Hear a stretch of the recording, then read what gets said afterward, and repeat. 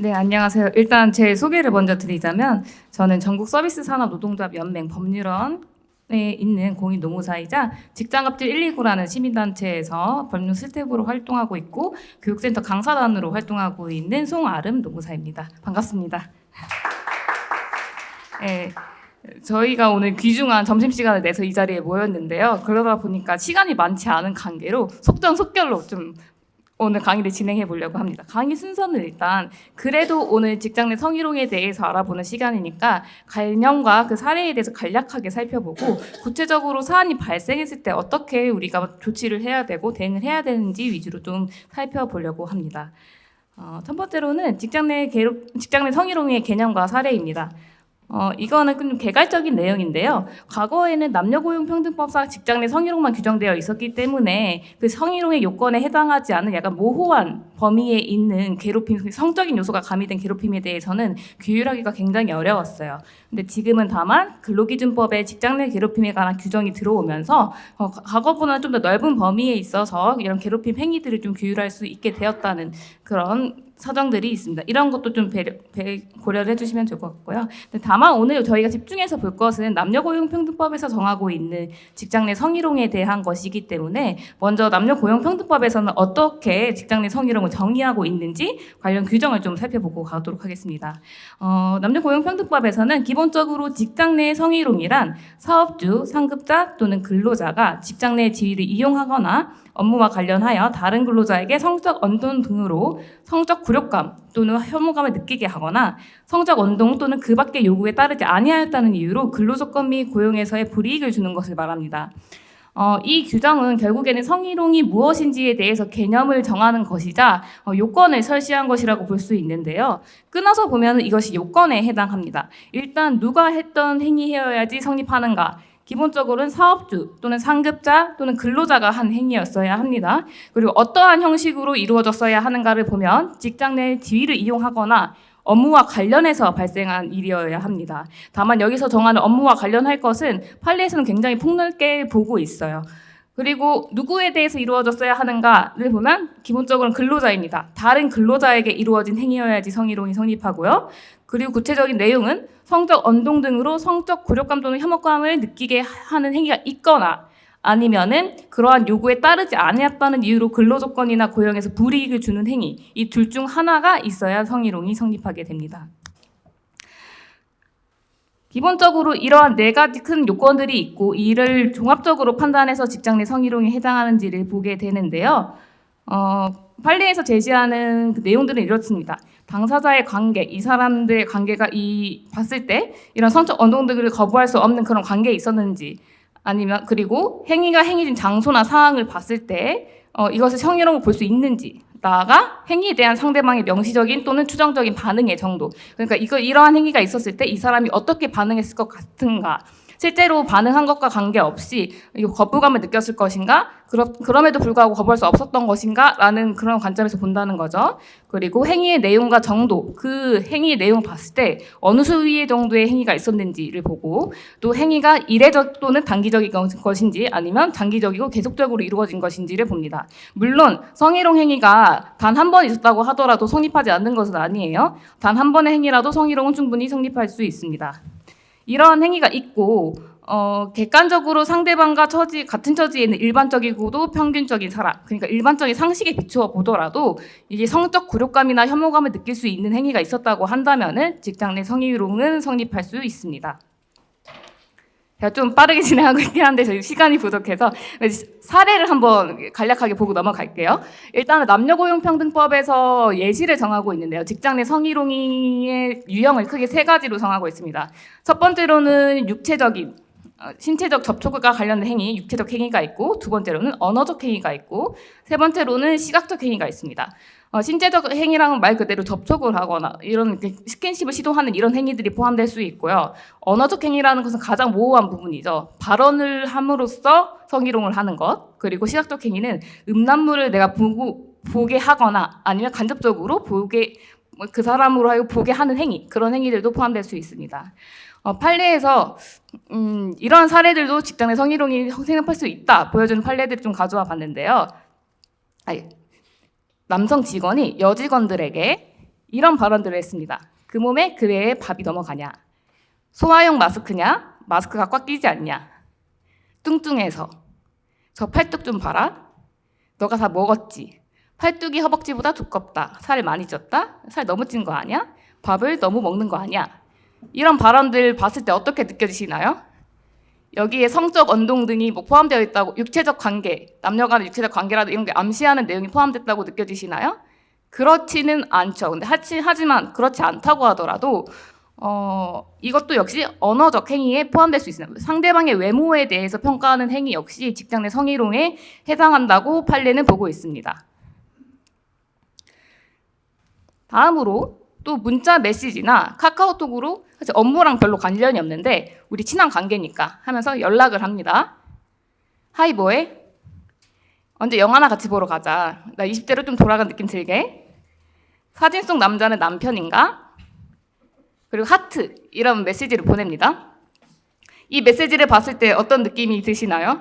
기분은 나쁘죠. 기분 나쁜데 이게 정말 성적인 무슨 관계를 암시하나? 라는 약간 애매모호한 부분이 있다고 느껴질 부분이라고 생각도 드는데요. 근데 이런 행위도 결국에는 여성 직원들에게 이런 사적 친밀감이 있다고 자기 혼자 전제하에 일방적인 상대방이 원치 않는데도 하는 구애 행위, 이런 행위 역시 모두 성희롱에 포함될 수 있다고 판례는 보고 있습니다.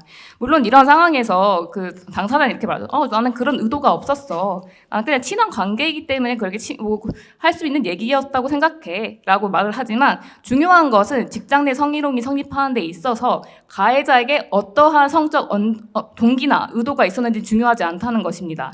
일정한 행위가 있었고 그 행위가 당사자로 하여금 어떤 성적 굴욕감이나 혐오감을 느끼게 하는 행위가 있었다고 한다면 그것은 성희롱에 성립할 수 있습니다. 판례는 가장 강조하고 있는 부분이 이 부분이라 할 수 있는데요. 성인지 감수성을 잃지 말아야 된다는 것입니다. 직장 내 성희롱이 발생했을 때 우리 조직에서 이 정도는 허용되는데 왜 제가 저걸 문제로 삼지? 이 정도는 다 너무 예민한 거 아니야? 이런 식으로 판단하면 안 된다는 것입니다. 여기에 나와 있는 이 개념은 고용노동부 매뉴얼에서 제시하고 있는 직장 내 성인지 감수성의 개념인데요. 이건 대법원 판례에도 나오고 있는 개념입니다. 구체적으로 좀 살펴보면은 법원은 성희롱의 피해자의 경우 피해를 당한 경우에도 가해자와 종전의 관계를 유지하는 경우도 있고 피해 사실을 즉시 신고하지 못하다가 다른 피해자 등 제3자가 문제를 제기하거나 신고를 권유한 것을 계기로 뒤늦게 이걸 신고하는 경우도 있다는 것입니다. 피해 사실을 신고한 이후에도 어쨌든 수사기관이나 법원 절차에 있어서 2차 가해 등의 두려움이 있기 때문에 적극적으로 임하지 못할 가능성이 있고 그 과정에서 진술이 어느 정도 흔들릴 수도 있다는 점을 고려했을 때 약간 내용이 약간 일치되지 않는다는 면 이런 것이 있다고 하더라도 증명력이 배척된다고 보면 안 된다. 그 사람의 진술은 어느 정도 신빙성이 있다고 봐야 된다라는 판례라고 할 수 있습니다. 그렇다면 우리가 일하고 있는 언론사에서는 어떤 상황에서 주로 성희롱이 발생할지 저희가 좀 살펴봤는데요. 첫 번째로는 친밀한 관계에서 많이 발생합니다. 기본적으로 언론사 안에서는 아직도 약간 도제식으로 이루어진 교육이라든지 업무 관계가 이루어지고 있기 때문에 서로가 그냥 보통은 근데 관계가 남성 상사가 있는 경우가 많고 여성 부하 직원이 있는 경우가 많은데 하급자가 있는 경우가 많은데 그 관계에서 업무상 굉장히 친밀한 관계를 유지하게 되기 때문에 여성 하급자인 직원들이 어떠한 고충을 토로하거나 업무에 대해서 도움을 요청할 때 약간 상당히 오해하고 있는 부분들이 많다는 겁니다. 그 가해자 입장에서 나를 좋아하는 거 아닌가 이렇게 오해하면서 약간 성희롱 사건이 발생하는 경우가 굉장히 많았습니다.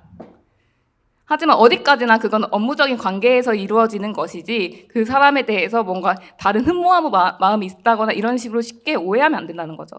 그 다음으로 언론사에서는 위계적 관계에서 비롯된 성희롱이 많았습니다. 위계적 관계라고 하면 일단은 고용 형태 측면에서 언론사는 굉장히 다양한 고용 형태가 있는데요. 정규직은 기본으로 있고 그 외에도 계약직이나 아니면 협력업체에서 온 직원들도 있죠. 이런 고용 형태에서 온 그 차별이 좀 존재하는 수직적 구조가 존재하기 때문에 이런 수직적 조직 구조가 있는 상황에서는 어떤 지위나 위계를 이용해서 상대방이 거절할 수 없게끔 하는 그런 성희롱이 많이 발생한다는 거였습니다. 마지막으로는 업무 시간에 발생한다는 점이 있었는데요. 아무래도 친밀한 관계를 유지하고 있고, 그리고 업무가 딱 우리가 정시에 출근해서 정시에 퇴근하는 그런 업무가 또 아니다 보니까 업무 외적인 시간에서 많이 함께하는 경우가 많습니다. 특히 술자리가 많은 경우, 회식이 많은 경우, 이 경우에는 2차, 3차 가서 사건이 벌어지는 경우가 굉장히 많았다는 거죠.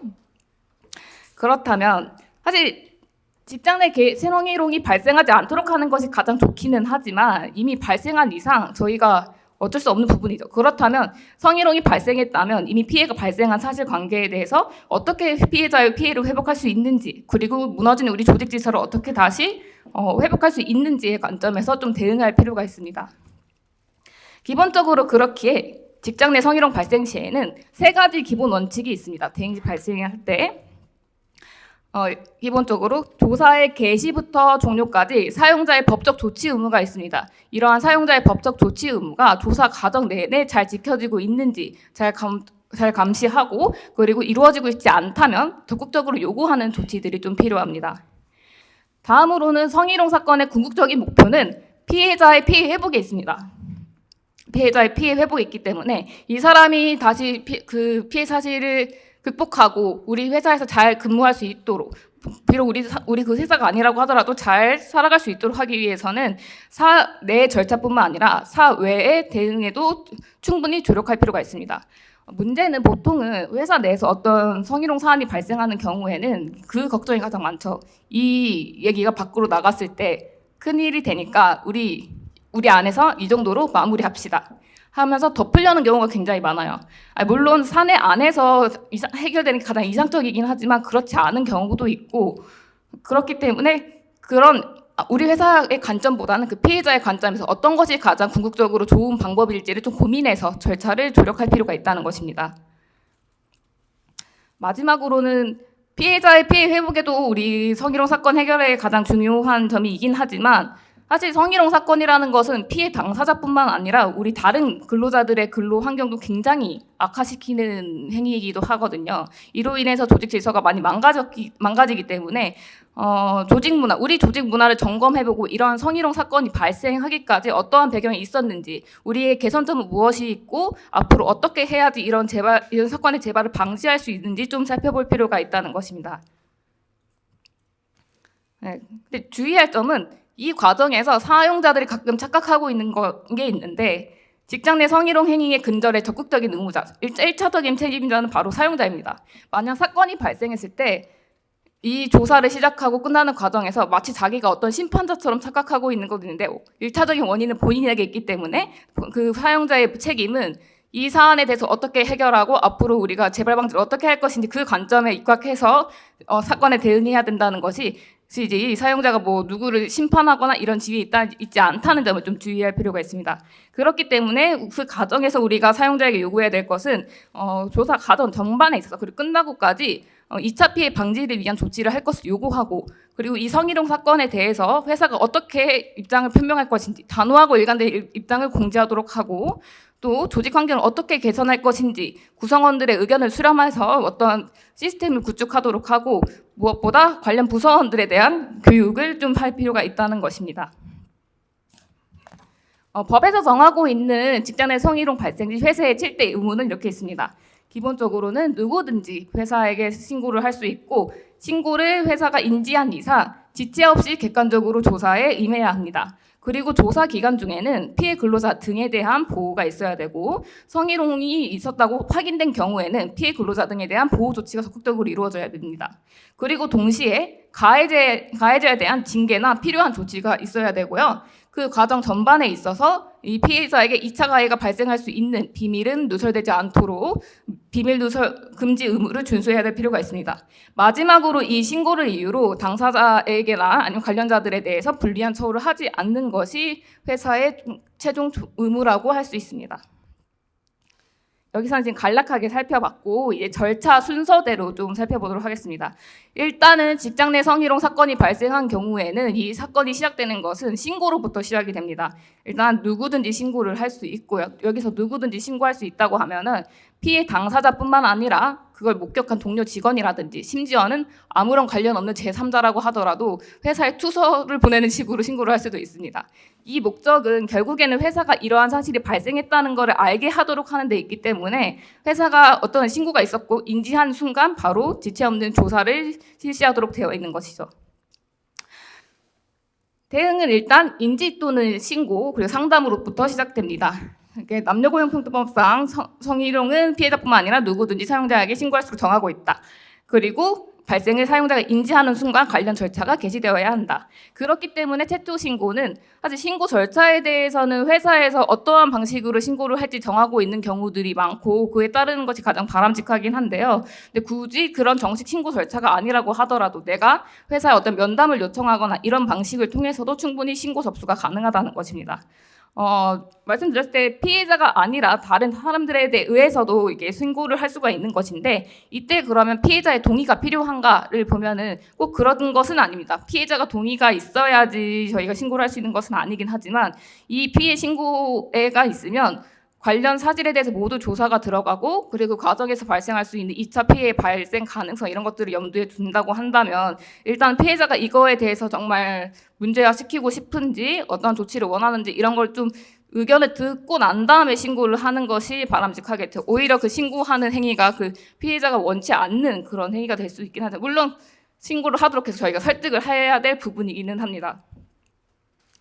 그렇다면 우리가 신고를 할 때는 어떠한 것들을 준비를 해야 하는가를 보면은 기본적으로 제가 말씀드렸죠. 사업장 내 신고 절차는 각자 정하고 있는 방식이기 때문에 사업장에서 처리 절차를 어떻게 정하고 있는지 먼저 확인하는 게 필요합니다. 그리고 신고를 할 때는 피해 근로자의 경우에는 관련 입증 자료를 준비하는 것이 가장 먼저겠죠. 물론 신고를 할 당시에 내가 피해 사실이라던가 아니면 피해 사실을 입증할 수 있는 그 자료를 반드시 그 순간에 제출할 필요는 없습니다. 이후에 조사가 개시될 것이고 조사 과정에서 이런 걸 하나하나 밝히면 되는 것이지 신고부터 그런 것이 요구되는 것은 아니에요.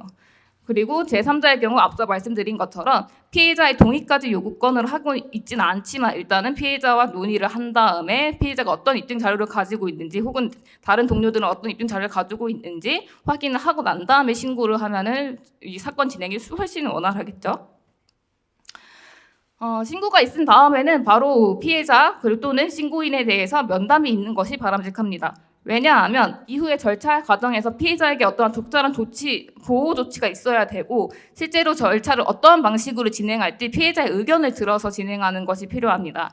즉 사건의 개요를 파악하고 보호에 대한 필요한 조치가 이루어질 수 있도록 상담이 진행되는 것이 바람직한 것이죠.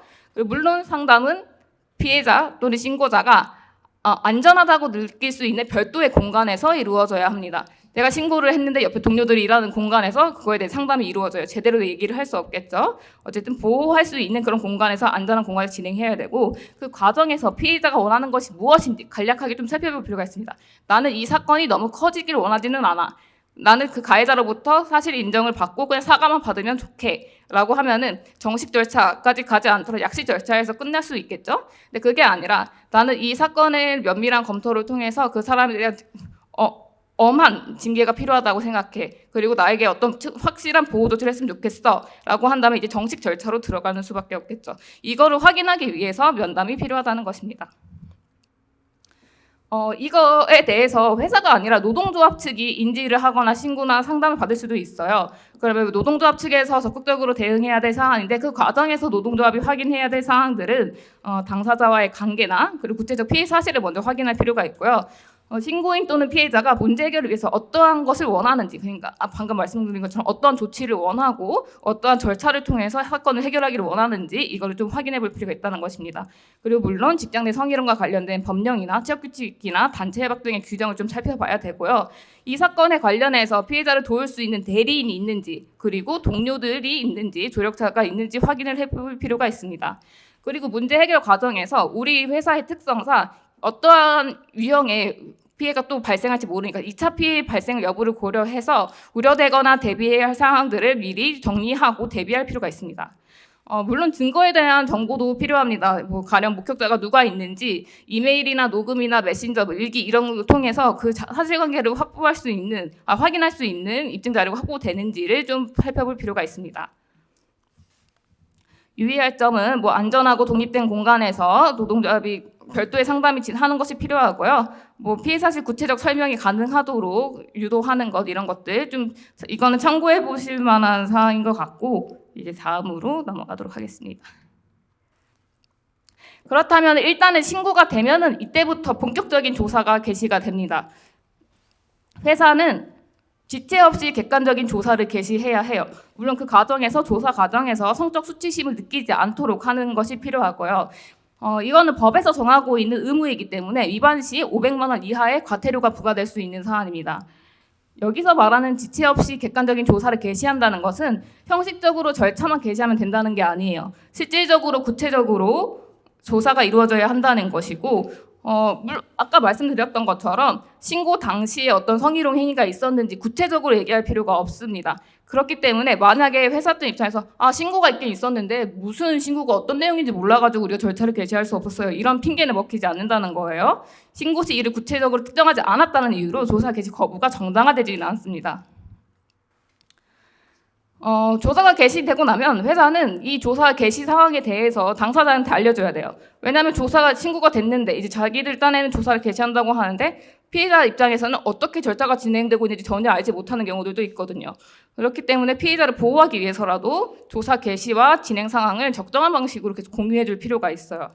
그리고 세부적인 진행은 그 회사마다 약간 차이가 있긴 한데 보통은 취업규칙이나 단체협약에서 정하고 있는 절차에 따르도록 되어 있습니다. 조사나 심의기구의 구성, 그리고 조사 절차의 진행, 그리고 조사 결과를 정리한 보고서를 어떻게 공유하고 남길지 이런 것들에 대해서 회사 자체적인 규정을 통해서 정하고 이에 따르는 것이 가장 바람직한 것이라고 할 수 있습니다. 이 과정에서 이제 조사가 개시되고 난 다음에 이제 저희 피해 근로자들, 그러니까 피해자 근로자나 아니면 그를 대신한 신고인이나 좀 준비해야 될 것은 무엇보다 입증 자료 확보에 있습니다. 입증 자료가 성희롱 사건은 굉장히 중요하기는 해요. 물론 성희롱이라는 것이 구두상으로 이루어지는 것이 많고 예상되지 못하는 상황에서 발생하는 것이기 때문에 그의 진술이 얼마나 일관되고 신빙성이 있는지도 중요하긴 하지만 기본적으로 이거를 입증할 수 있는 메신저 기록이라든지 아니면 통화 녹취라든지 이런 게 있는 게 가장 좋기는 합니다. 그렇기 때문에 가해 행위 그 당시를 확인할 수 있는 촬영이나 녹음이나 캡처 자료가 있는 것이 좋고 목격자가 있는 경우에는 제3자의 진술서도 좋고요.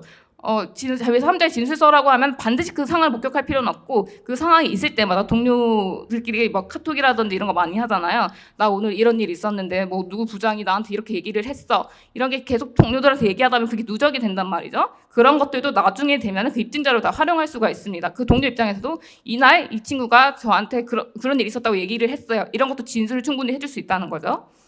그리고 피해자 본인이 상담한 자료 이런 것도 당연히 되고 구체적으로 본인이 작성한 일기 이런 것도 증거 자료가 됩니다. 어쨌든 뭐 나중에 뭐 몰아서 쓰는 건 당연히 안 되겠지만 하루하루 내가 어떻게 일기를 기록해 왔는지 그것도 입증 자료가 충분히 될 수 있어요. 주의할 점은 텔레그램 특히 카카오톡 이런 것들은 그 기한이 있어요. 유효기간이 있기 때문에 나중에 가서 사건이 가시화되고 이거를 입증 자료를 제출하려고 할 시점에 보면 이미 삭제돼서 안 보이는 경우가 많습니다. 그렇기 때문에 내가 이거를 문제된다고 생각한다면 그 즉시 캡처하거나 뭐 보관을 좀 아카이빙을 해둘 필요가 있는 것이죠. 물론 캡처할 때에는 누가 그런 발언을 했고 어느 시간에 했고 이걸 좀 확인할 수 있도록 준비하는 것이 필요합니다. 좀 유의해야 될 점은 녹취가 가장 좋은 방법이긴 한데 녹취를 할 때 통신비밀보호법이나 이런 것들이 좀 있기 때문에 내가 당사자로 참여한 대화는 문제가 되지 않지만 타인 간의 대화를 내가 그 자리에 지나가면서 녹음을 했다? 이건 문제가 될 수 있어요. 이건 좀 주의하실 필요가 있다는 거예요. 여태까지 입증 자료가 어떻게 준비할지를 밟고 조사 기간 중엔 당연히 피해 근로자 등에 대한 보호가 있어야 됩니다. 왜냐하면 내가 이 사람을 신고했어요. 신고했는데 그 사람이 같이 일할 수 있겠습니까? 당연히 일을 하지 못하고 같이 일하는 과정이 있다고 계속 같이 일해야 된다고 한다면 조사가 이루어진다고 하더라도 객관적으로 조사에 제대로 내가 임할 수가 없겠죠. 소극적으로 임할 수밖에 없기 때문에 기본적으로 원래 하는 조치는 이런 신고가 있으면 가해자와 피해자를 분리하는 것부터 이루어지기는 합니다. 필요한 경우 근무 장소를 변경할 수도 있고 이게 가해자의 근무 장소를 원래 변경하거나 가해자에 대해서 대기 발령을 취하는 식으로 많이 이루어지기는 하죠. 아니면 피해자에 대해서 유급 휴가를 명하면서 일단 쉬면서 이제 사건을 준비해라 이렇게 조치가 이루어질 수도 있고요. 이때 중요한 거는 피해 근로자의 의사에 반하는 조치면 안 된다는 겁니다. 나이가 신고했다는 이유로 나한테 대기 발령을 명한다? 이건 나한테 불이익 조치하는 거라고 볼 수 있거든요. 이렇게 피해 근로자가 어떤 것을 원하는지 의견을 들어서 그런 조치를 하는 게 바람직합니다. 그리고 비밀 유지 의무가 있습니다. 회사에서는 이 조사 전반의 과정에 있어서 그 피해 사실과 관련된 비밀이 유출되지 않도록 해야 되는 조치 의무가 있습니다. 물론 회사 입장에서 뭐 조사를 하는 과정에 자기가 뭐 여기저기 소문 내는 경우도 있긴 있겠지만 근데 기본적으로는 뭐 우리가 할 영은 아닌데 그 근로자들끼리 자기들 구성원까지 얘기를 하는데 뭐 어떻게 이렇게 대응이 나올 수도 있어요. 근데 하지만 그 모든 과정에 있어서 저 사람이 그렇게 얘기하고 다니는 것에 대해서도 회사에게 책임이 있다는 것입니다. 일단 물론 근데 여기서 비밀 누설이 금지되는 비밀이라는 것은 피해 근로자 등의 의사에 반하는 비밀입니다. 그러니까 피해자가 원치 않는데 그 내용이 다른 사람들에게 알려지는 것이지, 만약에 피해 근로자가 나 피해 사실에 대해서 이거 너무 억울해서 좀 알려주고 다른 사람들이 좀 알아주고 도와줬으면 좋겠어, 그렇기 때문에 나 이 얘기가 알려졌으면 좋겠어 라는 식으로 해서 공표가 되는 것은 사실 그건 비밀 유지 의무 위반은 아니죠. 본인 의사가 그렇기 때문에 이 비밀 유지 의무라는 것은 기본적으로는 2차 피해 방지를 위한 것이고, 만약에 그렇기 때문에 적정한 방식으로 조사 상황을 공개하거나 2차 가해에 대한 제재를 공표하는 것은 충분히 가능합니다. 주의할 점은 비밀 유지 의무, 만약에 우리가 사건을 진행했어요. 근데 그게 사실이 아닌 걸로 나왔어요. 그렇다면은 이 사실에 대해서 다 얘기하고 다녀도 될까? 아닙니다. 사건이 종료되고 설사 성희롱이 인정되지 않았다고 하더라도 피해 근로자 그 신고인의 의사에 반하는 그 비밀을 유출하고 다니면 안 된다는 거예요. 그래서 회사는 사건이 종료된 이후에도 이 관련 사실에 대해서 비밀 누설이 되지 않도록 조치를 취해야 할 의무를 여전히 부담합니다. 이 2차 피해에 대한 것인데요. 조사 기간 중 중요한 건 물론 회사에서 이런 2차 피해를 발생하지 않도록 하는 조치가 있어야 할 것이지만, 기본적으로 중요한 것은 동료 직원들 간에 우리가 2차 피해를 설사 발생할 수 있도록 하는 이런 상황을 만들면 안 된다. 그러는 합치된 의사가 좀 있어야 돼요. 공통된 인식이 있어야 되는 것이고, 그렇기 때문에 직장 내 성희롱 발생 시, 사건 발생 시에는 저 사람 피해자만의 일이 아니라 나의 일이라는 인식하에 그 피해자가 적극적으로 피해를 이야기하고, 그리고 피해에 대해서 어떤 보전 조치를 받을 수 있도록 함께 조력할 필요가 있다는 것입니다. 그렇기 때문에 직장 내 성희롱 사건 발생 시 구성원들에게 요구되는 사항은 기본적으로는 문제 상황을 목격할 경우 동조하거나 외면하지 않는 것, 너무 당연히 필요한 사항인 거고요. 이런 사건 발생 시 2차 피해를 발생하는 2차 가해 행위는 이거는 당연히 직장 내 성희롱 행위가 동일한 수준으로 규율할 수 있는 사안인데, 이에 대해서는 회사의 적극적인 징계라든지 조치가 좀 필요한 사안이라고 볼 수 있습니다. 2차 피해 발생의 주요 유형을 보면 이렇게 사용자, 관리자, 상담자에 대한 피해들이 있고요. 행위자에 대한 피해가 있는데, 그 사례를 좀 보면 방송사 성희롱 사건이었는데요. 성희롱 신고 이후에 피해 노동자에게 재택근무하도록 하면서 조사가 진행되고 있었어요. 그러니까 이 사업장에서 이 피해자만 격리된 상황이었는데, 그 상황에서 그런 가해자는 멀쩡히 일하고 다니면서 그 행위자나 그 주변인들에 대해서 이 사람 원래 일 못했어, 이 사람 뭐 문제가 많았던 사람이야, 근데 그러니까 이제 자기가 좀 몰리니까 이 성희롱 사건에 대해서 문제를 삼은 거야 라는 식으로 2차 가해를 발생시킨 행위 사건들도 있었고요. 그리고 뭐 이거는 언론사는 아니지만 증권보험사 사례인데요. 성희롱 신고 이제 파견 업무가 종료돼서 그 피해자가 이제 복귀를 하니까 또 그 상황에서 이 회사에서는 더 이상 그 피해자가 없죠. 이 상황에서 또 피해자가 먼저 손을 잡았다니, 성희롱이 아니라 우리는 그냥 좋아해서 그런 거데 얘가 나를 왜곡해서 나에 대해서 얘기를 하고 다녀서 이런 허위 사실을 유포하는 식으로 2차 가해가 이루어진 경우도 있었습니다. 물론 이런 2차 가해에 대해서는 성희롱 행위와 별개로 어쨌든 직장 내의 질서를 문란하게 하는 행위로서 충분히 별도의 징계가 가능한 사안이라고 할 수 있습니다. 2차 피해에 대해서는 이 정도로 좀 살펴보도록 하고요. 그 다음으로는 일단 불리한 처우의 금지에 대해서 좀 살펴보도록 하겠습니다. 어쨌든 조사가 시작되고 끝나기까지의 과정, 그리고 끝난 이후의 상황까지 회사에서는 신고자 또는 피해 근로자나 그 다른 동료 근로자들에게 해고나 그 밖에 불리한 처우를 해서는 안 된다는 그런 의무가 있습니다. 이건 유일하게 과태료가 아니라 형사처벌 조항이 있는 조항이에요.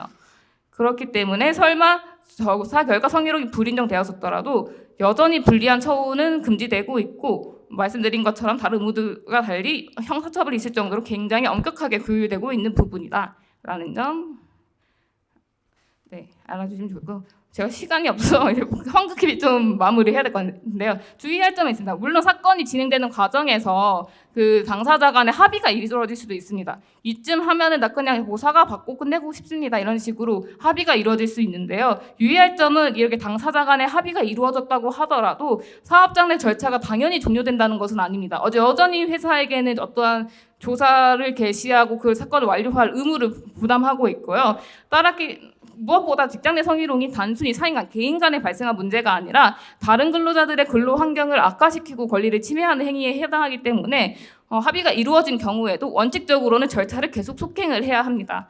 피해 회복이라는 목적을 고려해서 피해자의 의견을 고려하는 것은 당연히 고려되어야 할 것이고요. 그 이후에 직장 내 성희롱 확인 후에는 회사는 피해자를 보호해야 하는데 근무 장소 변경, 배치 전환, 유급 휴가 명령 등의 조치를 할 수 있고 물론 이것도 피해자의 요청에 따라서이기 때문에 그의 의사를 반영을 해야 되는 것이죠.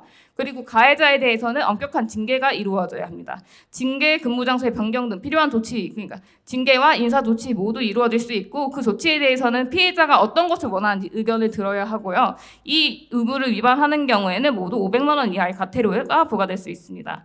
무엇보다도 직장 내 성희롱 사건이 끝나고 난 다음에 잘 이루어지지 않는 부분이긴 한데요. 이게 기본적으로 당연히 어떻게 조사가 이루어졌고 조사 결과 어떤 조치가 이루어졌는지 피해자에게 명확하게 알려주는 부분이 필요한데 이 부분이 좀 지켜지지 않는 경우가 많아요. 그래서 대충 구두상으로 이렇게 됐으니까 이제 마무리됐습니다. 이렇게 얘기하는 경우가 많은데 가장 바람직한 것은 어떠한 조사 절차가 이루어졌고 어떤 조치가 이루어졌는지 피해자에게 서면으로 교부하는 것이 가장 바람직하다고 볼 수 있습니다. 그리고 사건이 끝난 이후에도 피해자와 가해자에 대해서 지속적인 모니터링이 필요하겠죠. 합의한 경우에는 실제로 합의 내용이 이행되고 있는지도 살펴야 되고 그거에 대해서 회사가 어떠한 지원을 제대로 하고 있는지를 좀 살펴봐야 되고요. 피해자에 대해서 다른 동료들이 2차 가해를 하고 있지는 않은지 혹시는 그 가해자가 이 사건이 끝났다는 이유로 또 다른 2차 가해성 발언들을 하고 다니지 않은지 또 다른 사람에게 성희롱 행위를 하고 있지는 않은지 주의 깊게 좀 모니터링을 할 필요가 있다는 것입니다. 무엇보다도 회사에서는 이 전반의 과정에서 살펴봤을 때 조직 문화, 우리 회사의 조직 문화가 어떤 문제가 있고 이러한 것들이 직장 내 성희롱을 유발하는 원인이 되고 있다는 점이 포착이 된다면 그거에 대해서 우리가 어떻게 개선할 수 있을지를 고민하고 조직 문화나 시스템을 구축할 수 있는 그런 것들을 모색해 볼 필요가 있겠습니다. 앞서 저희가 직장 내 성희롱 발생 시 사용자의 법적 조치 의무에 대해서 살펴봤는데요.